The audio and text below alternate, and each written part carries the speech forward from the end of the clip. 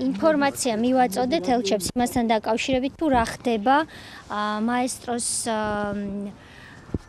ტელეკომპანიასთან დაკავშირებით მას შემდეგ, რაც ეროსი კიწმარიშვილმა თავისი ალპინისტური, როგორც თავად თქვა, ცოდნა გამოიყენა და გადალახა ღობე და შეიჭრა მაესტროს შენობაში. ელჩებმა მოისმინეს ინფორმაცია, მათ ამ ეტაპზე თავიანთი პოზიცია არ გამოუხატავთ, რადგან პოზიციის გამოხატვისთვის აუცილებელია ქონდეს ინფორმაცია.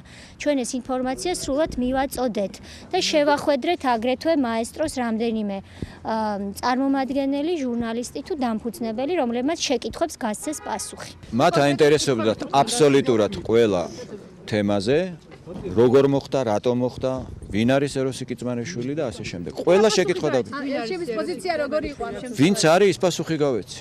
და ვინ არის?